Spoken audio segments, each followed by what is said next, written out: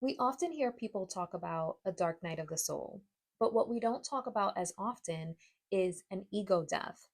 Energy is so intense and we are moving at such a rapid rate. These are actually going to happen more frequently. In this episode, I break down what an ego death is, how to lean in, alchemize the pain, and turn it into gold. You are listening to the Sound Therapy Network podcast, where we talk about all things sound healing. This podcast is for practitioners and clients who want to learn more about this magical healing modality.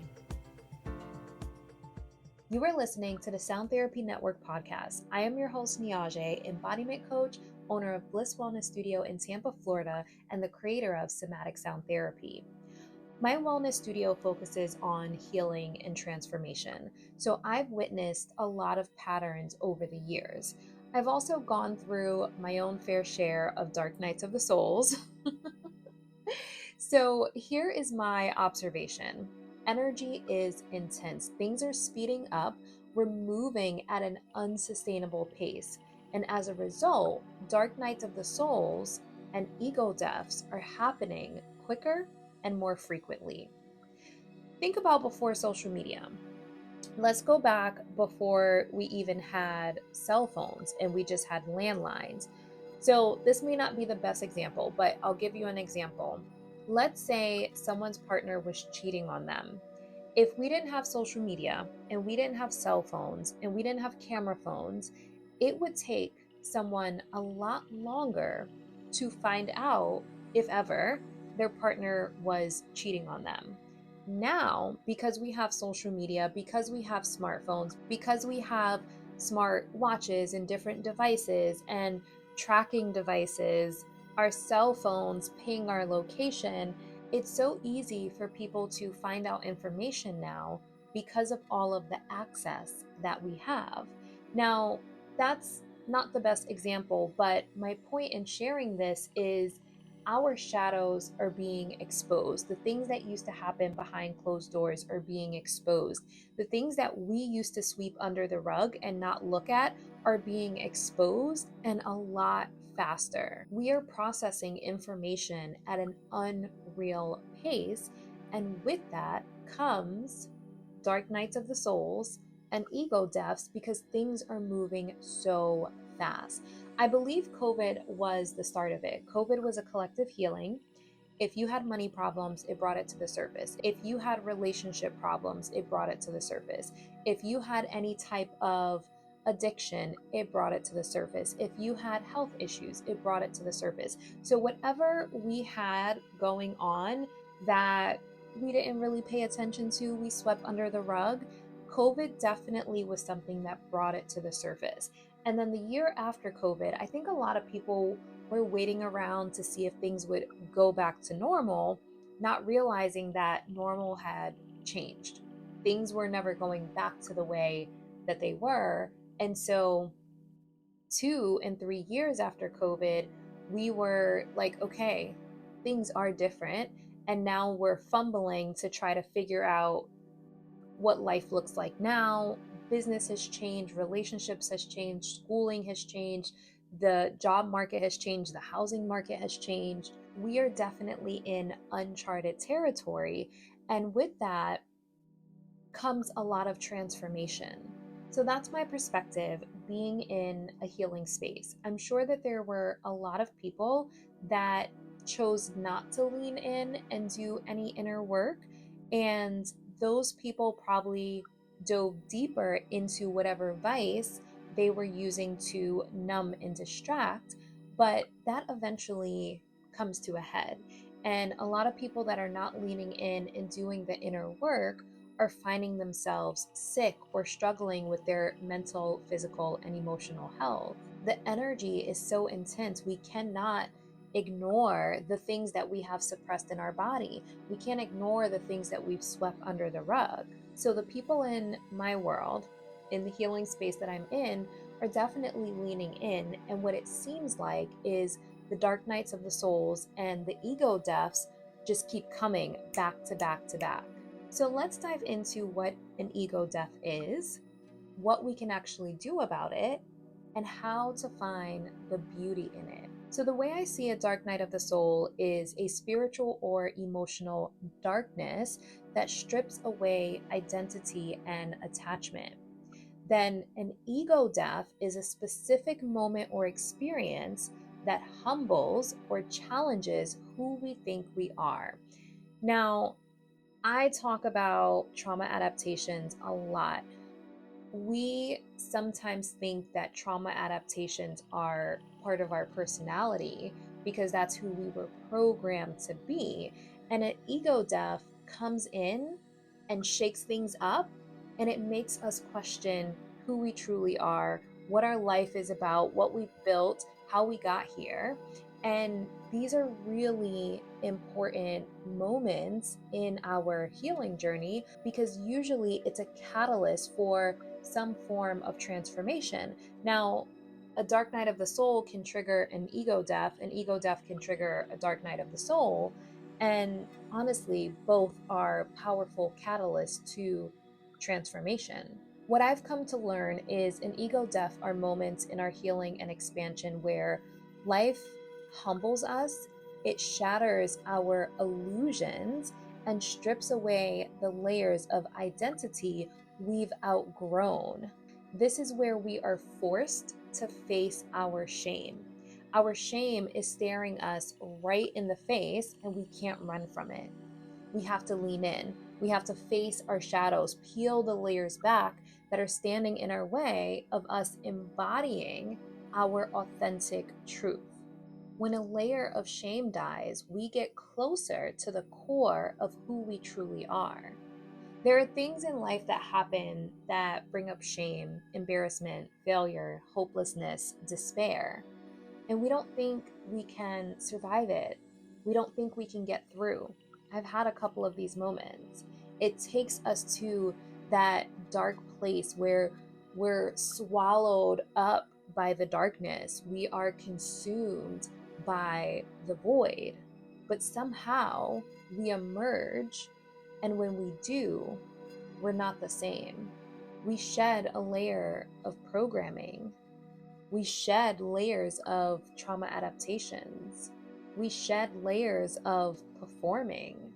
We're more grounded in who we truly are. When we release a layer of shame, we discover more of who we are at our core, our passions, our pleasure, our zest for life. The thing is, in the midst of it, it's hard, it's painful, it's messy. Rapid growth often feels like chaos before clarity. The ego death invites us to meet our shame instead of hiding from it. When someone chooses not to lean in because they don't want to look at it, they want to duck their head in the sand, pretend it's not happening, spiritually bypass, they will continue to repeat the same patterns. They'll keep feeling unfulfilled and unhappy with life.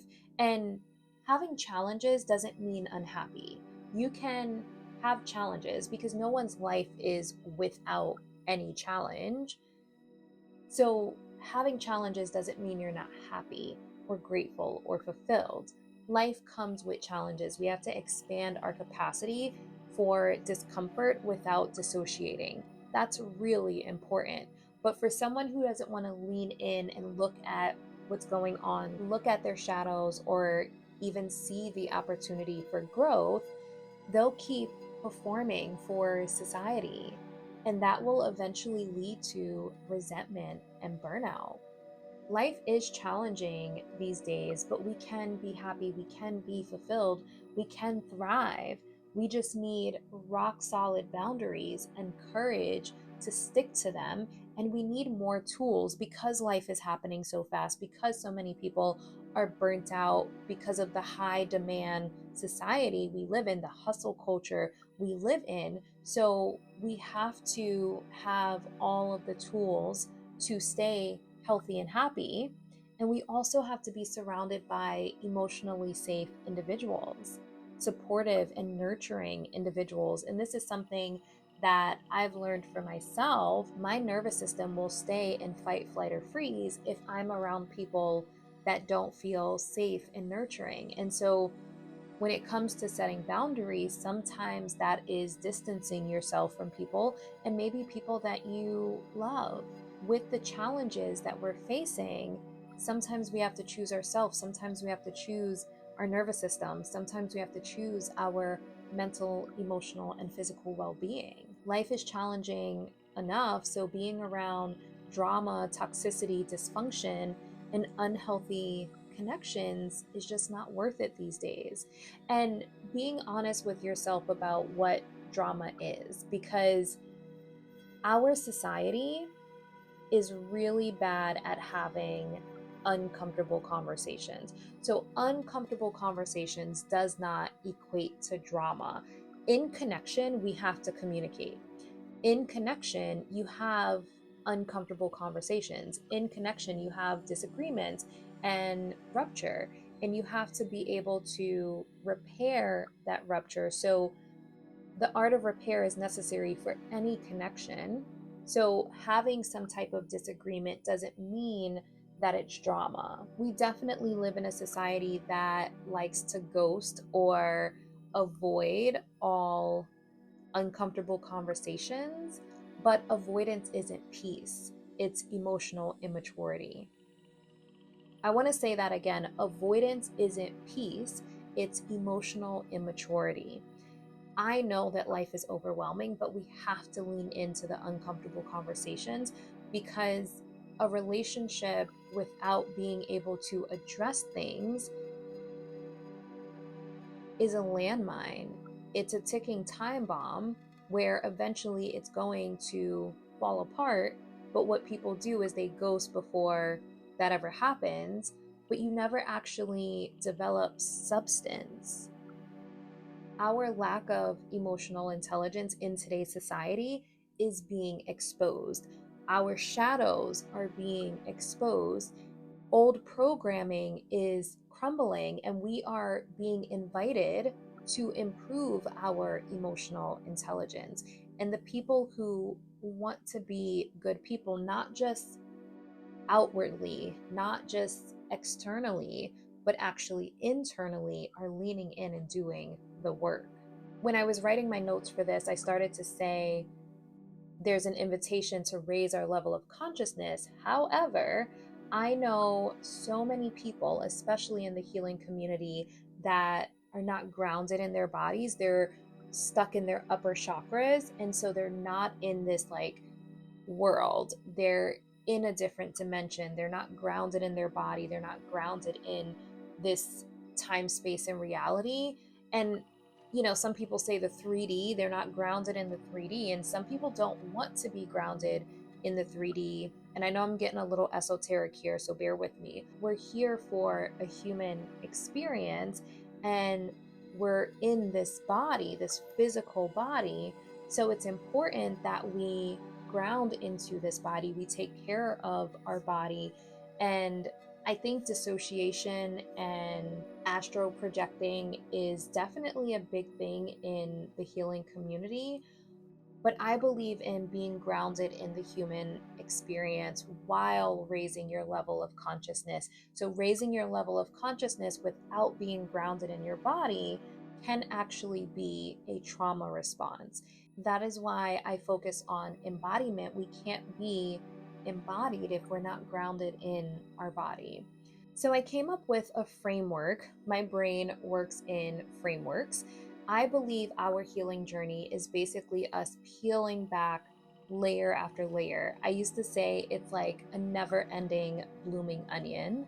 Every ego death peels back a layer of programming and brings us closer to our true self. So imagine we have all of these layers that are surrounding who we are at our core. And each ego death is peeling another layer back, another layer back, another layer back.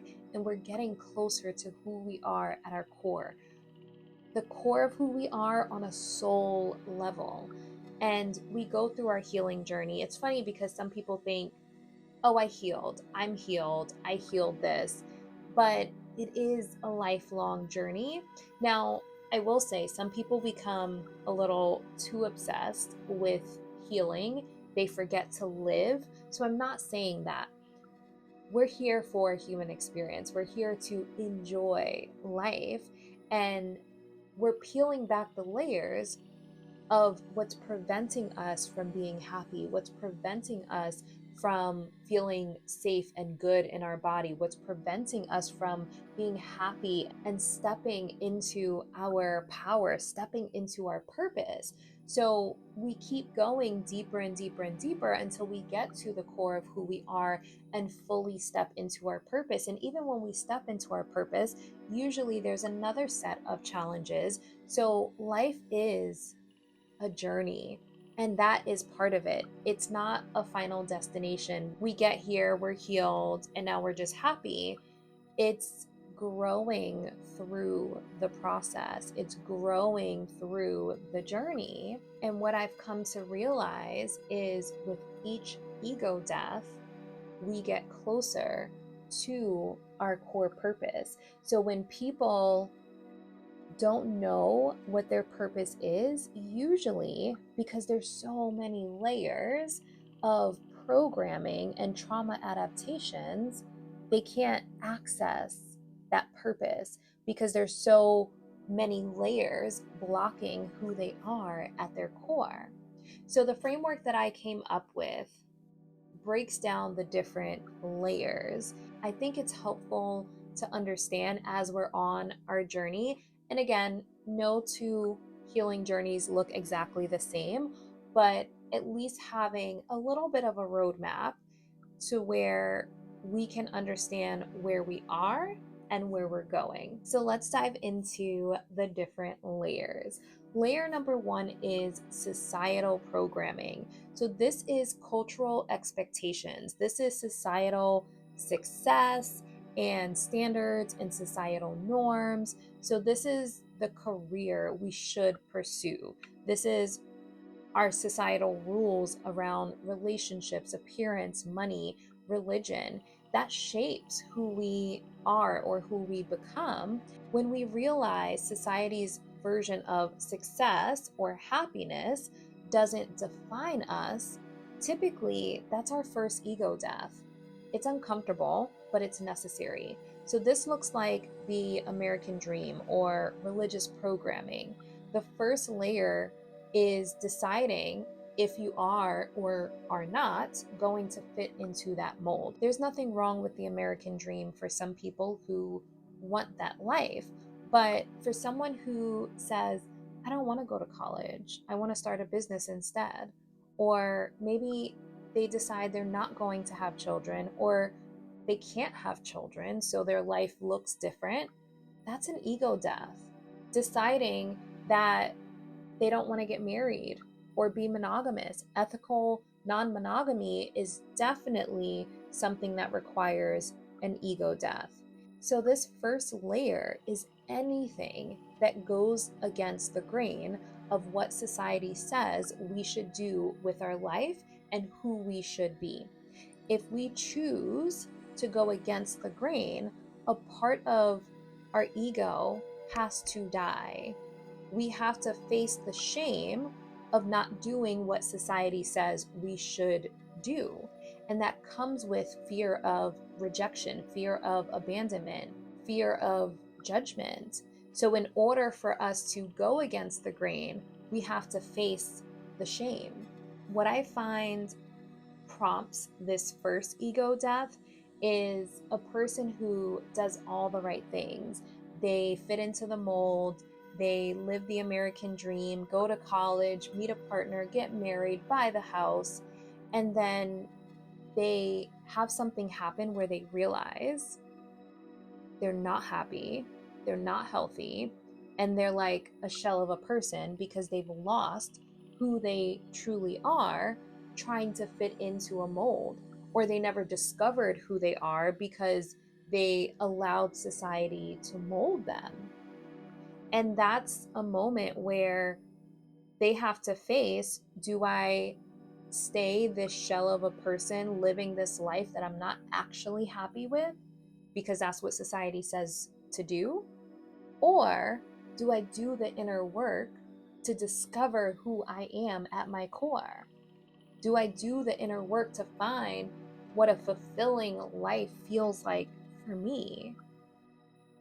And it's going to look different for every person, but the shame has to die to even be able to go to that place. As long as we're living our lives for society, we will not really get to know ourselves and what we truly want until we let go of the shame and the ego. We have to face the fear of rejection. We have to face the fear of being an outcast. And I personally feel it's better to be an outcast that is fulfilled and being true to who we truly are versus being a shell of a person living for everyone else. And I think that with energy being so intense, people are feeling that. And we can ignore it, we can ignore it, we can ignore it. But then we have something happen where there's an energy surge, so a full moon, an eclipse, Mercury retrograde, and it brings these things to the surface where they're bam in our face, and we have to take a look at it. I think that's happening more and more and more these days. So, layer number 2 is generational and family programming. So, this is parental expectations, this is family beliefs. I also want to say this is also family stereotypes because there's a lot of stereotypes around certain races, for example. This is generational trauma and inherited patterns. So, this can be money beliefs, perfectionism, relational behaviors, family roles.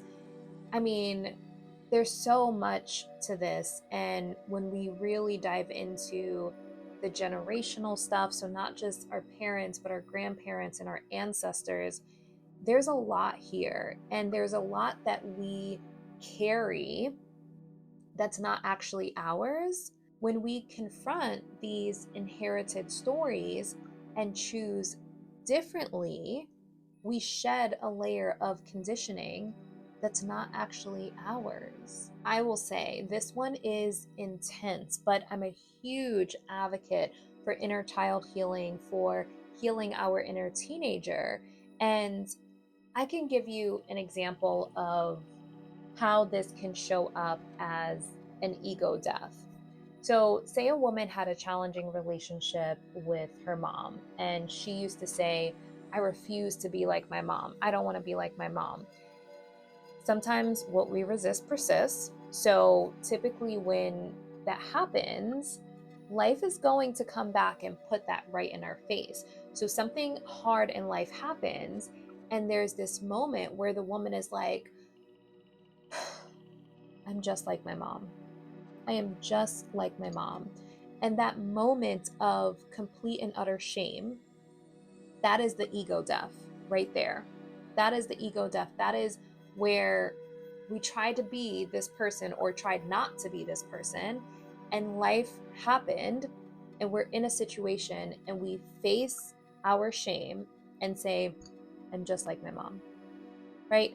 And that's just an example. It can look very different for different people, different situations. But that moment where you're just like, everything I tried not to be is exactly who I've become. And we have to face our shame. And so, what I said, what we resist persists. So, if we live our lives like, I don't want to be this, I don't want to be this, usually it's in our energy field because we don't want to be it. But law of attraction, even if we say we don't want it, sometimes we still attract that thing, that energy. So when we find ourselves in that moment, meeting that moment with acceptance and compassion. So shame work is another thing that I'm a huge advocate for. I do a lot of shame work at my studio. I do a lot of shame work with the Healthy Love Healing app, but facing our shame, because life will come back around and put your shame right in your face. We have to lean in and alchemize it, because when we can face our shame, it loses its power. If we keep it tucked away, if we keep it tucked under the rug in the attic, behind closed doors, it's always going to have power over us. When we can face our shame head on, it loses its power. And so now think about it. If someone says, "Oh, you're just like your mom," that doesn't land as painfully because you faced it, right? Like the woman, the example I gave of the woman, you faced it and you created acceptance around it and actually some compassion. So, for someone who didn't face it and someone said, "You're just like your mom," that would sting. That would be a massive like blow.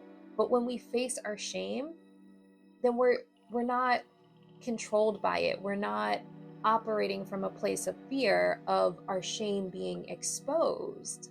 So I think a lot of this second layer is detangling things in our mind, because a lot of the generational and family programming was instilled in us when we were children. And as children, we don't have the discernment to decipher between things.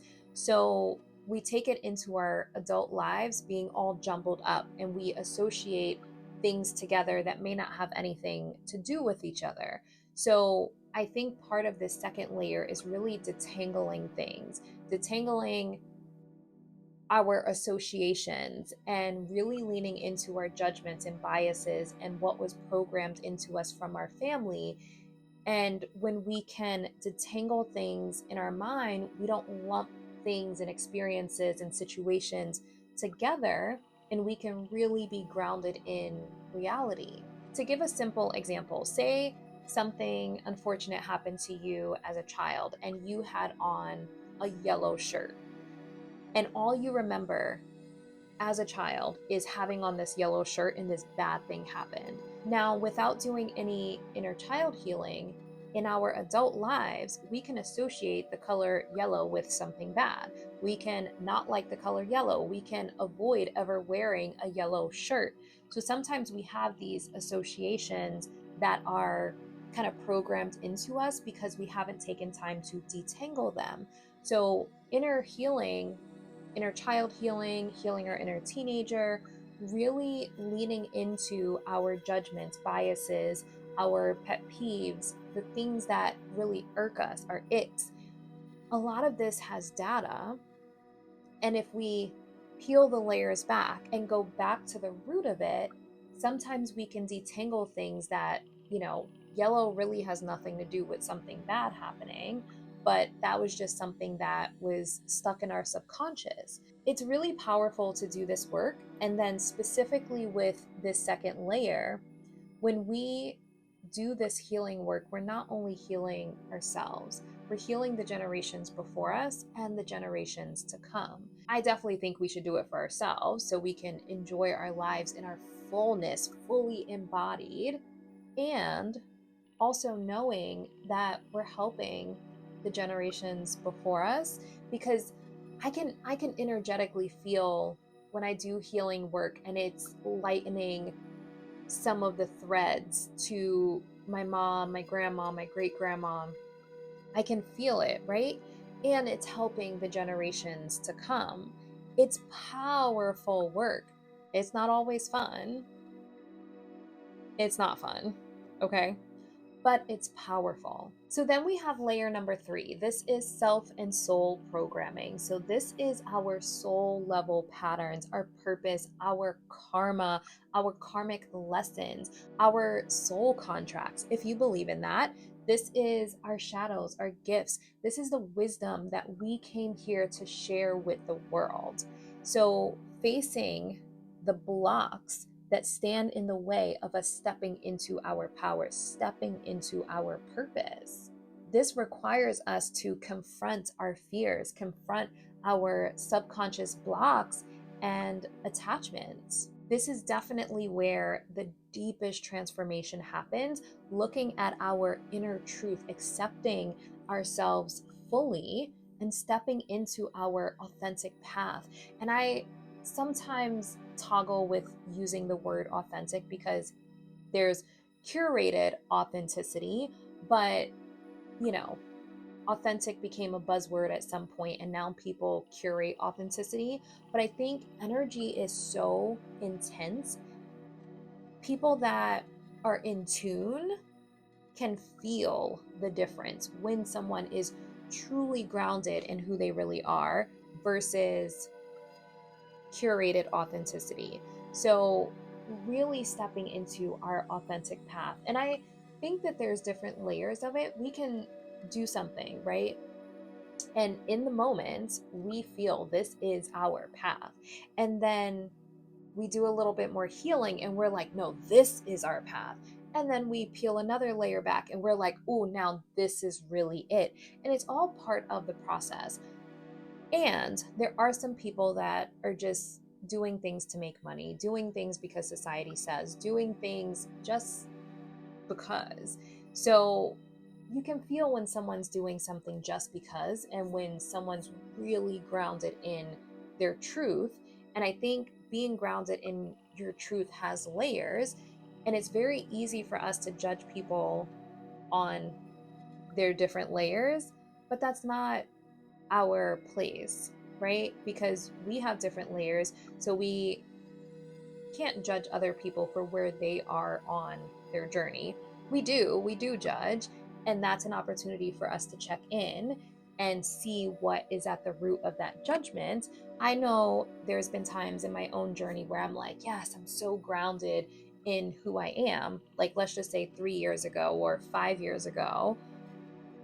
And the person that I was then versus the person that I am now is drastically different. And it doesn't mean that I wasn't my authentic self then. It's just I've peeled more layers back to where I'm even closer now to the core of who I am. And I feel it. Like the things that I create now, I'm like, yes, I can feel that my soul came here to share this with the world. I feel it every layer. So I'll explain an ego death in my own personal story where something happened and I had to face some shame and I had to sit with it and I didn't like it. But when I came out of, I'll just say that shame spiral, things were clearer. I had so much clarity of like, oh, this is a full body yes. Oh, this piques my interest. Oh, this is a part of the puzzle that I didn't see before. It's almost like peeling back that layer of shame helps your perspective. It like removes a layer from your lens, the lens in which you see the world, so you can see things more clearly. And I was like, oh, this makes sense. This is a part of the puzzle that I didn't see before. And because I'm really in tune with my body, I feel that full body yes, but I couldn't see it until I peeled that layer back of shame. So, again, this work isn't always easy, but it is so worth it. I invite you to reflect upon your last ego death and what layer did it fall under. I hope this inspires you to go do some journaling, get really curious about your different ego deaths and how that shifted who you are, how that grounded you more into who you are.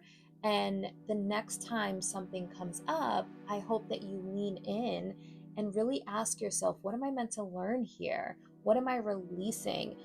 How much clarity do I have now that I've peeled this layer back? And it can feel heavy, it can feel never ending. The other day, I said something like, I feel like I'm in this never ending metamorphosis. Like, I'm in the chrysalis and I'm ready to just like break out of the chrysalis. But we can't rush the process. Have you ever watched a butterfly form? If that chrysalis opens up before the wings have strengthened, then that butterfly can't fly. So we're not here for the final destination. We're here for the journey, to enjoy the journey, to grow through the journey. So leaning in, and allowing these ego deaths to help us peel back the layers, shed the illusions, and step into the fullest version of ourselves, not shrinking for the comfort of others. I hope you found value in this. Share this episode with someone that would find value in it as well. If you are a practitioner, I do think this is something important to understand and really lean in and become embodied in your practice. We need embodied, emotionally safe practitioners. And if we can't face our own shame, we can't hold space for other people's shame.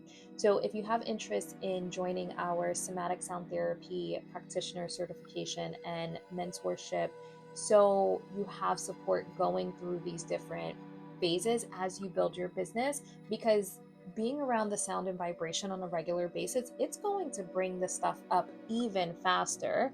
So, having support through that, especially from someone who's been there, done that, leans in to all the shame, it really does make the process more enjoyable when you have support and community.